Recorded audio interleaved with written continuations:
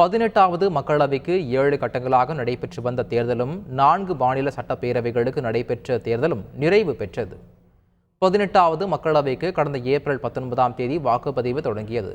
7 கட்டங்களாக நடைபெற்று வந்த வாக்குப்பதிவு அமைதியான முறையில் நிறைவு பெற்றது. இதேபோன்று ஆந்திரா, அருணாச்சல பிரதேசம், ஒடிசா மற்றும் சிக்கிம் ஆகிய 4 மாநிலங்களில் சட்டப்பேரவை தேர்தல்களும் நிறைவு பெற்றுள்ளது.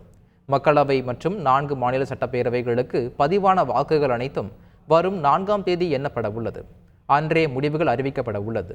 இதற்கான ஏற்பாடுகளை இந்திய தேர்தல் ஆணையம் செய்து வருகின்றது. மக்களவைக்கு 7ஆம் கட்டமாக நடைபெற்ற தேர்தலில் சுமார் 59.45 விழுக்காடு வாக்குகள் பதிவாகியுள்ளது. 7ஆம் கட்டத்தில் 8 மாநிலங்கள் மற்றும் யூனியன் பிரதேசங்களில் உள்ள 57 மக்களவை தொகுதிகளுக்கு வாக்குப்பதிவு நிறைவடைந்தது. மேற்கு வங்கத்தில் ஒரு சில வாக்குச்சாவடிகளில் சிறு சிறு மோதல்கள் ஏற்பட்டன. 7ஆம் கட்ட தேர்தலில் இரவு 8:45 மணி நிலவரப்படி 59.45 விழுக்காடு வாக்குகள் பதிவாகி உள்ளதாக தேர்தல் ஆணையம் தெரிவித்துள்ளது. பீகாரில் 50.79 விழுக்காடு, உத்தரப்பிரதேசத்தில் 55.60 விழுக்காடு, மேற்கு வங்கத்தில் 69.89 விழுக்காடு, ஜார்க்கண்டில் 69.59 விழுக்காடு வாக்குகள் பதிவாகியுள்ளன. இதேபோன்று ஹிமாச்சல பிரதேசத்தில் 67.53%, பஞ்சாபில் 55.86%, ஒடிசாவில் 63.57%, சண்டிகரில் 62.80% பதிவாகியுள்ளதாக தெரிவிக்கப்பட்டுள்ளது. ஒடிசாவில் எஞ்சியுள்ள 42 சட்டப்பேரவை தொகுதிகளோடு ஒடிசா சட்டப்பேரவை தேர்தலும் நிறைவு பெற்றது.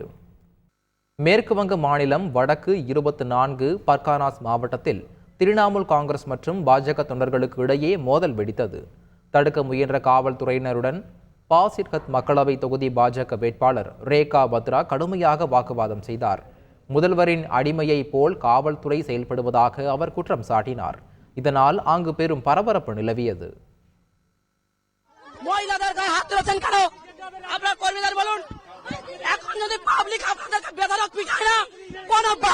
মুখ্যমন্ত্রী আসবেন আপনাদেরকে বাঁচাতে, মুখ্যমন্ত্রী আসবেন আপনাদেরকে বাঁচাতে, কি করতে আজকে ভোট ভোট ভোট বন্ধ করার জন্য আপনি ভোট উত্তর দিন, উত্তর দিন. செய்திகளை உடனுக்குடன் தெரிந்து கொள்ள உடனே சப்ஸ்கிரைப் பண்ணுங்க.